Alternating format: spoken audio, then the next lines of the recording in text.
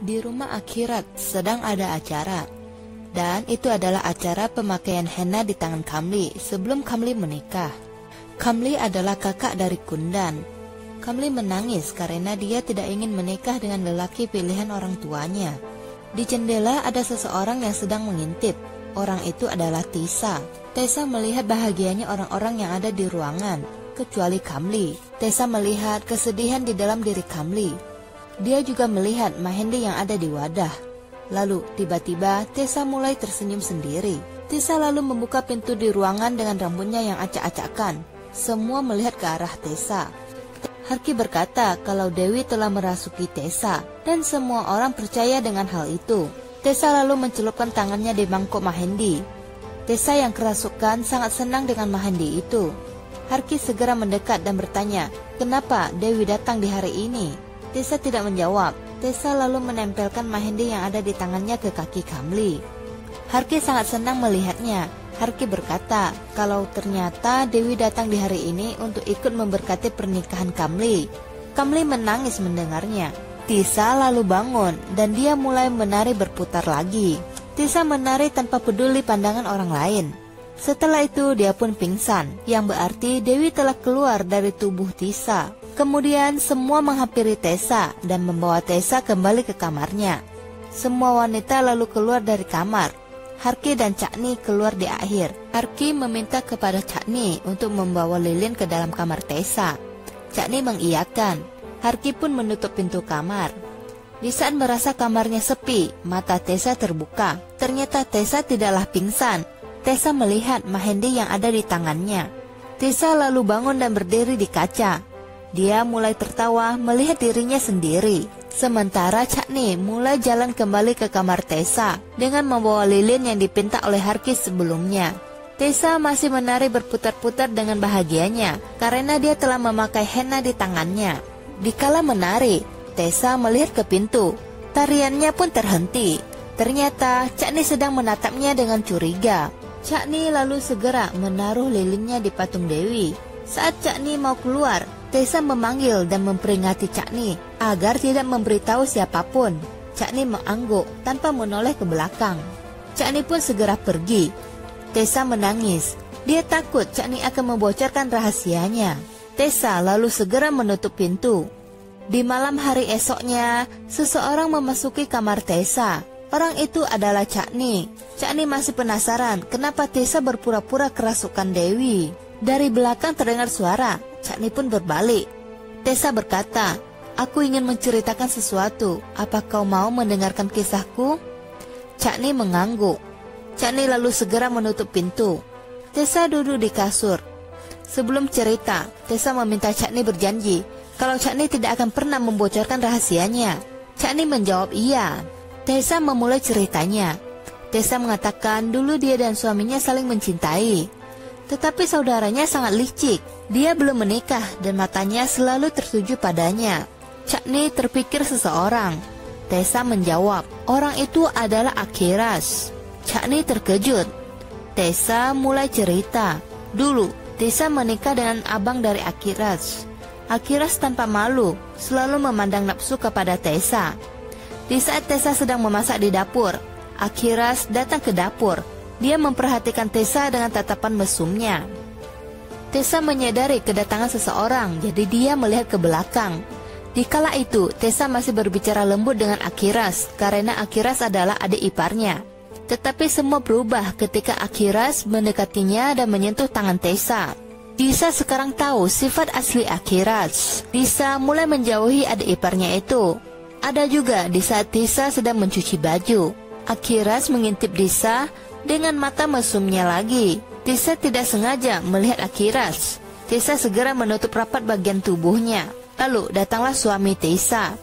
Tessa melihat suaminya. Akhiras meminta uang jajan dari abangnya.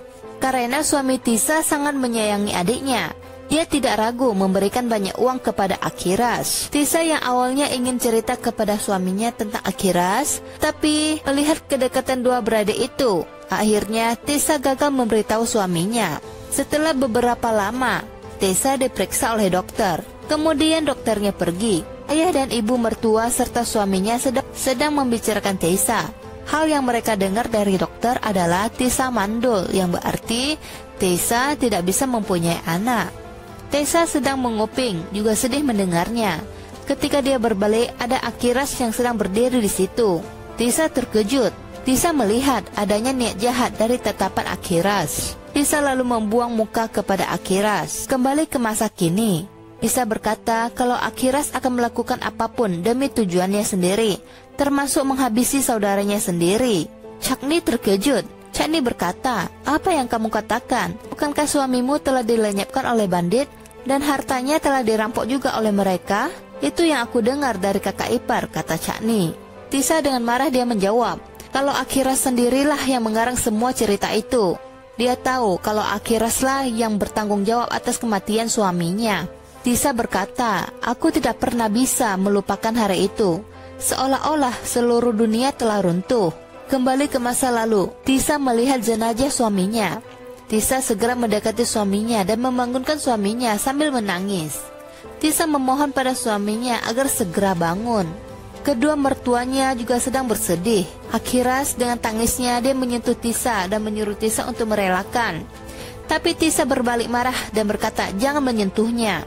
Akhiras hanya tercengang. Setelah kehilangan suaminya, sindur di dahi Tessa dihapus dan Tessa memakai pakaian tidak berwarna. Jenazah suami Tessa pun dibawa pergi. Tessa yang sedang merasa kesepian di dalam kamar, dia mendengar suara seseorang. Tessa pun mengintip keluar. Setelah melihat itu adalah Akhiras. Akhiras membayar uang kepada orang itu. Pembunuh bayaran itu meminta uang lebih karena tidak mudah melenyapkan abangnya Akhiras. Tessa terkejut mendengarnya. Ternyata suaminya telah dihabisi oleh adiknya sendiri. Di malam harinya, Tessa sedang tidur. Tetapi pintu kamarnya telah dibuka oleh seseorang. Yang memasuki kamar Tessa adalah Akhiras. Akhiras menghampiri Tessa yang sedang tidur. Karena sentuhan Akhiras, Tessa terbangun. Tessa sangat terkejut dan ingin berteriak. Tetapi mulutnya ditutup oleh Akhiras. Tessa mendorong Akhiras dan dia segera ingin membuka pintu. Tapi Akhiras menangkapnya lagi. Akhiras ingin menodai Tessa. Tessa berusaha melindungi dirinya sendiri. Tessa kemudian mencakar wajah Akhiras dan dia berlari ke patung Dewi. Akhiras mau menangkap Tessa, tapi dihentikan oleh Tessa sendiri. Tessa berbicara dan bertingkah seolah-olah dia kerasukan Dewi. Akhiras masih bingung. Tessa berkata kalau Akhiras telah melakukan dosa besar. Akhiras harus dihukum. Akhiras percaya Tessa kerasukan Dewi. Dia pun memohon agar dia tidak disakiti oleh Dewi. Kemudian pintu kamar pun terbuka. Kedua mertua Tessa memasuki kamar. Orang tuanya bingung apa yang terjadi di situ. Ayahnya bertanya apa yang terjadi. Akhiras menjawab dia tidak tahu. Dia hanya melewati kamar Tessa lalu melihat Tessa melakukan gerakan aneh. Orang tua Akhiras segera memberi hormat kepada Tessa. Orang tuanya berkata kalau Tessa telah dirasuki oleh Dewi. Tessa memberitahu orang tuanya kalau yang menghabisi putra sulung mereka bukanlah bandit, melainkan putra bungsu mereka yaitu Akhiras. Akhiras segera berdiri dan berkata kalau Tessa berbohong. Tessa berkata lagi, Akhiras menyembunyikan gelang emas dari abangnya. Mereka boleh mencarinya di kamar Akhiras. Akhiras sekarang percaya kalau Tessa sungguh dirasuki oleh Dewi. Akhiras tidak tahu kalau Tessa melihatnya di malam itu. Akhiras segera meminta maaf kepada Dewi dan dia mengakui semua kejahatan yang dia lakukan. Kedua orang tua Akhiras sangat terpukul karena itu. Kembali ke masa kini, Chutney sangat prihatin atas apa yang Tessa alami dahulu. Chutney bertanya, apa kau tidak takut? Tessa menjawab, kalau hanya cara itulah yang dipikirkannya waktu itu. Dengan menakut-nakuti mereka dan melindungi dirinya sendiri. Chutney setuju dengan Tessa. Tessa bercerita lagi. Di saat itu, Akhiras membawa seorang anak ke rumah. Anak itu adalah Nimboli. Akhiras sangat marah karena anak itu. Bahkan Harki istrinya tidak bisa menghentikannya. Tessa menguping pembicaraan Akhiras dan Harki. Akhiras berkata kalau dia akan menghabisi Nimboli. Tessa terkejut. Lalu Nimboli kecil melihat ke arahnya. Rasa keibuan dalam diri Tessa pun muncul. Akhiras lalu mengambil senjata tajam dan bersiap melenyapkan Nimboli. Tapi Tessa segera beraksi. Tessa membuat rambutnya acak-acakan dan mulai bergoyang aneh. bagaikan kerasukan Dewi seperti sebelumnya. Lalu dengan suara keras dia memanggil nama Akhiras. Akhiras pun menghentikan aksinya. Akhiras terkejut dan dia segera berlutut bersama Harki. Tessa berkata, "Jangan pernah berani menghabisi anak kecil itu, atau keluargamu akan dikutuk." Akhirat selalu bertanya, lalu apa yang harus dia lakukan? Tessa lalu menyarankan untuk menikahkan Kundan dan Nimboli. Untuk menghindari pembunuhan anak, Harki segera setuju. Dia juga meminta suaminya agar segera setuju. Anda berpikir itu adalah arahan dari Dewi? Akhirat pun setuju untuk menikahkan Nimboli dan Kundan. Kembali ke masa kini, Tessa berkata kalau dia harus menyarankan pernikahan dini itu untuk menyelamatkan nyawa Nimboli. Chani tersentuh atas apa yang telah dilakukan oleh Tessa. Tessa bertanya, "Apa aku telah melakukan kesalahan?" Chani menjawab, "Tidak. Berkat Tessa lah Nimboli masih hidup." Chani sekarang mengerti kenapa Tessa berpura-pura kerasukan oleh Dewi. Chani meminta maaf karena telah mencurigai Tessa. Chani juga mengatakan jika Tessa perlu bantuan, dia akan siap membantu. Juga berjanji tidak akan memberitahu cerita ini kepada siapapun. Tessa tersenyum karena Chani orang yang baik. Itulah alasan Tessa berpura-pura kerasukan oleh Dewi. Dan itulah awal cerita bagaimana Nimboli menjadi pengantin anak. Oke, sampai di sini dulu videonya ya. Sampai jumpa lagi di video selanjutnya. Bye.